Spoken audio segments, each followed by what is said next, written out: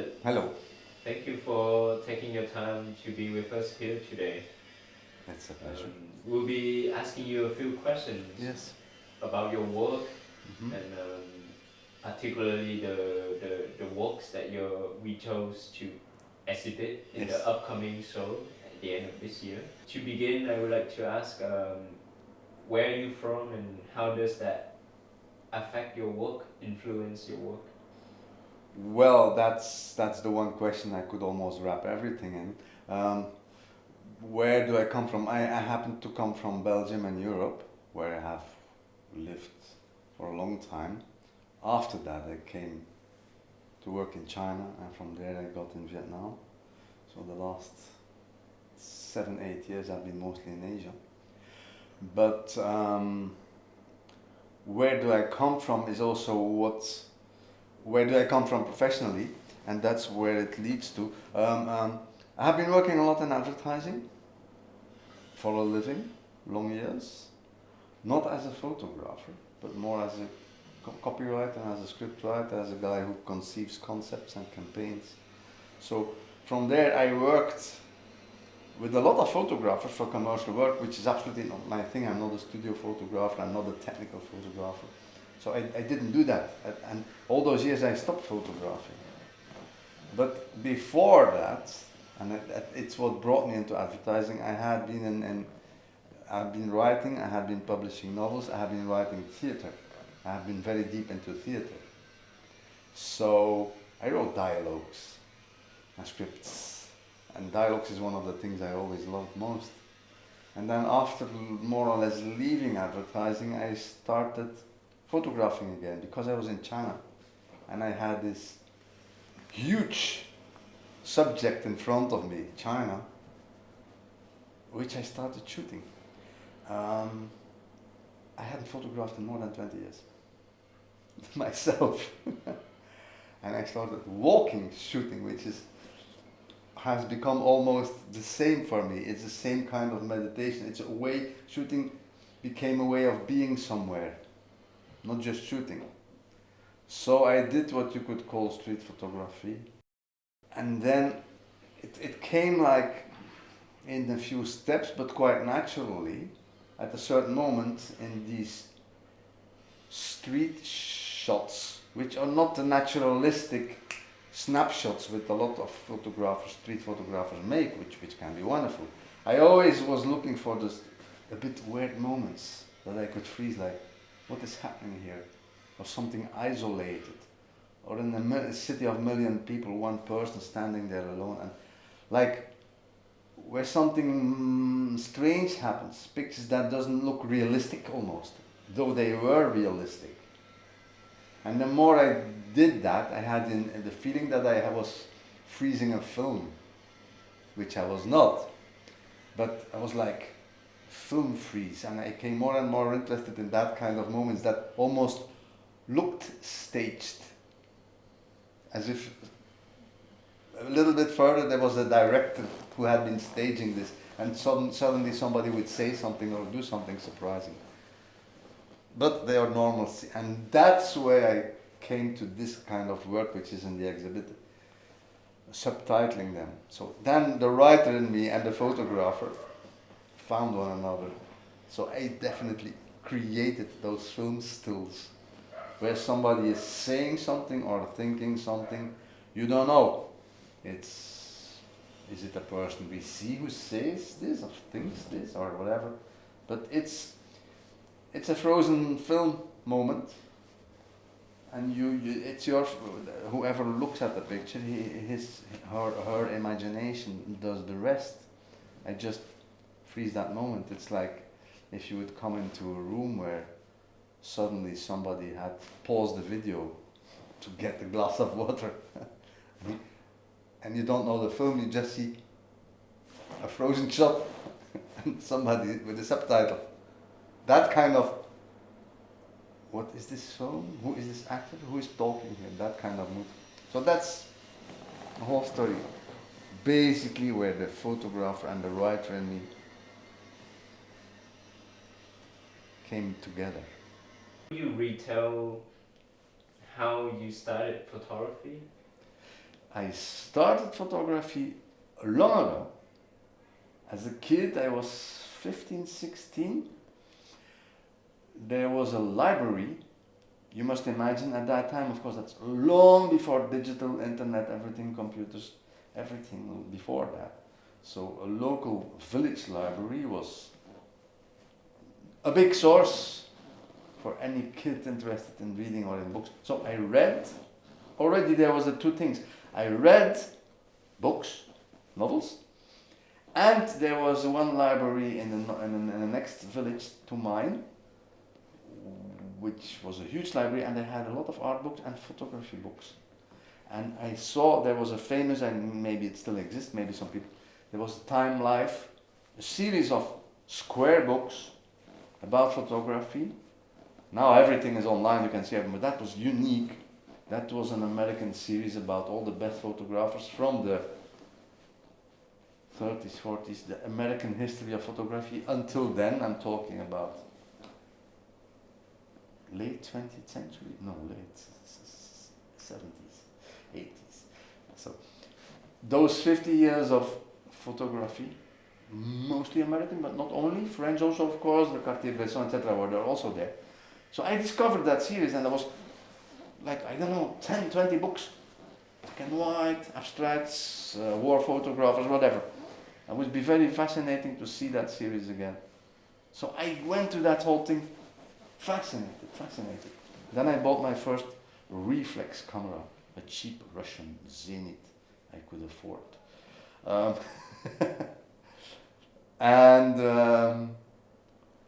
Started photographing. And then when I was like a bit later, 18, 20, I had my own darkroom at home, black and white, light out, temperature, the rolls in the development tank, shake them, the whole analog process, the duster, famous name, printer, whatever. The whole process of the paper, which has become a bit nostalgic again. People do it again. Personally, I don't see the meaning of it, honestly.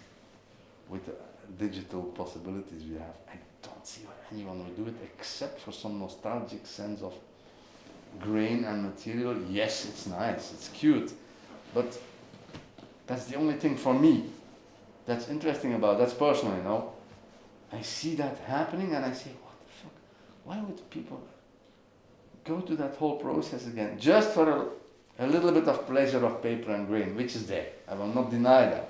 But for the rest, I think it's just nostalgia. Personally. It's I don't get it. I'm not digitally very strong, It took me long to even just Lightroom, like the Photoshop for Dummies. I manage more or less. Photoshop is already too complicated and difficult for me.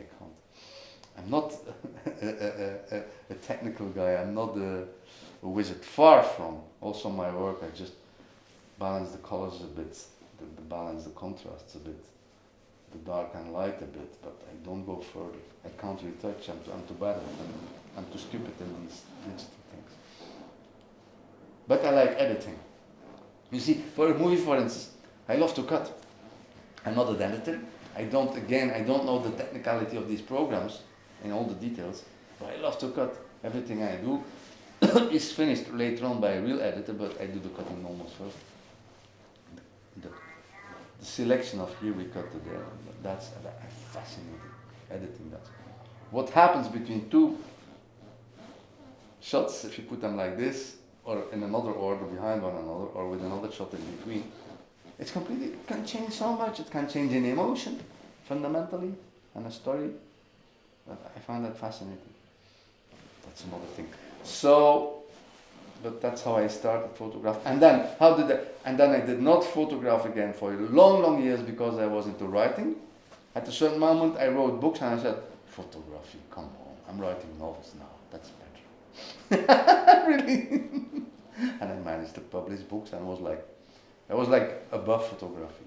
And I worked as a ghostwriter for a very good Magnum photographer in Belgium, Karl de Keyser, who became world famous, who did photographic work. Wow, that blew me away. I said, I can't, I'm not a photographer, I'm bad. But I helped him writing the edit work for the text of his book. And then only after I'm advertising, I work with professionals to do photographs, very technical guys. I can't manage, and then suddenly, by being in this other world, by being in this weird China around me, I started doing it again. How does your practice change as you travel and live in different lands, like places? Yes, that's interesting because, as I told you, I lived in China, and in fact, it was after a period after I came back from China, back to Europe, that I really started doing those subtitles. Then I came back to China and I started working more and more on subtitles. At a certain moment, I was back in Brussels, I did some subtitles. And then I did them in Vietnam. And yes, they are different. I was just for the first time in Europe now, due to COVID. It took me almost 3 years to get back to Europe. I was in Paris for a few days. I wanted to try there and it didn't work. It was just a few days. So maybe if I would be there again for weeks or months. But this thing, I tried it and it didn't work. For the moment. But I always thought it could work everywhere, but I'm not sure. In your practice, where do you draw your inspiration from? From my imagination. I'm a big reader and I've been in movies all my life, so my imagination has been fed by so much sources. But by nature I have it, because some people have imagination and some don't. It's a fact. Some people have almost no imagination. That's no blame, they have other qualities then. But I found that weird. Do you have a list of books or films that you often go back to? No, I rarely go back. I rarely go back to books because I could be disappointed. Not that I will suddenly find them bad, but good books, and this is not narcissistically that I'm saying this. This is the quality of a good book. A good book drops on your head on the right moment in your life, and you say, wow, this is exactly what I need or want to read now. This is so relevant now. A good book will also be the same for you 1 year later, for somebody else 10 years earlier, you know. But, and then that coincidence feeling, if I would reread books, which I sometimes do, it may get lost. Of course, you can also reread something and then read it in a more deeper sense. That's also possible. But I rarely go back to work or to readings of, there's so much, there's still a million books I will never be able to read. So. For the images that you added subtitles, Yes. you mentioned that you let the viewer's imagination do their work. How do you sequence these still images in a body of work? How do I sequence them? What do you mean? Do you arrange them in a particular order when you present them? Like this body of work of images with subtitles? In a specific order? Well, there is 2 now in this exhibition. Do they have something with one another? Yes and no. They have been shot and they have a bit of a similar mood. They are both very recognizable Vietnam, but they have a lot of others. I have pictures like that I shot in Europe also. I've been making a new series, but they are quite standing apart. It's not like they form a series. Of course, if I show 20 of them, I could show 50 for the moment. They all have that same format, the subtitles, but they are so different. Some are funny, some are philosophical, some are direct, simple dialogues. You feel somebody saying something. Others are more somebody thinking somebody. Probably it could even sound like the voiceover of a documentary. So it's all the different kinds of moving image you can have, like fiction and documentary and the news and whatever. So the most interesting thing is, the most intuitive thing is, what title do I put there? And that's the hard work. For one picture, before I decide on that one line, which is still a choice, I have dozens, 20, 30, 50 sometimes for one. And suddenly, instinctively, I think this works. This creates a very interesting tension between these texts and these images.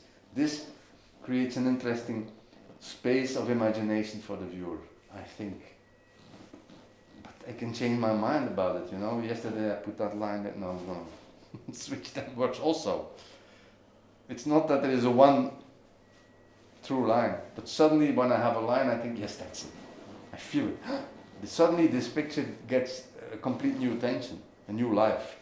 That's when I think it's interesting. Do you view life as a theater? If so, what kind of play is at work? Yes, it is. What I more and more think is theater, not theater in the sense that it is staged, but we live a lot more than we realize. We live in fictions. We live within frames, fictionalized frames that others have created.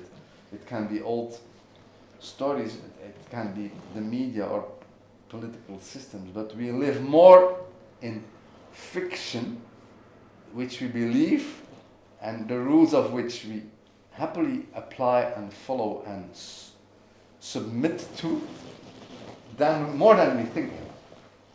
Our thinking is very influenced by things we see, films, our whole thinking is definitely more and more by YouTube, etc. And TikTok now. We almost live in those, think in those frames almost. Yes, I think so. In most of your works, you play the role of an observer or a theater director. There's a difference between an observer and a director, of course. Do you take part in the images yourself sometimes? No. But, and it's interesting what you say, am I the observer or the director? I'm both. Somehow, because I wait for that moment to frame and then I say yes. At that moment I'm a director, but it only happens after a lot of observing. And one thing I have learned, I know something will happen. Sometimes I can sit there and wait, I know this person will walk like that, and oh, there's somebody else coming, oh, and that could be interesting, wait. If this happens, I have something. And it happens sometimes not. Sometimes I can guess, if I wait for 1 minute here, yes, and I hope this guy stays there, yes, but it's a bit of luck also. As a last question, do you have something you want to say to the audience who will be viewing the works at the exhibition? That's an interesting question. So what shall I say to the audience who is here to watch my work among 15 others? Well, I only have 2 pictures here. It's the subtitled pictures. You will see. I think they are quite unique. I just hope they make your imagination work. I hope you like them, of course. I have the experience that people read them all differently, and I hope that's the case for you. Sometimes the same picture with the same headline title, one person finds it funny and the other one finds it serious or very philosophical, and somebody says, oh, that's like my grandmother speaking, and somebody else says, no, it's like a book I just read. I hope that's the case for you, and I hope you enjoy all the other work.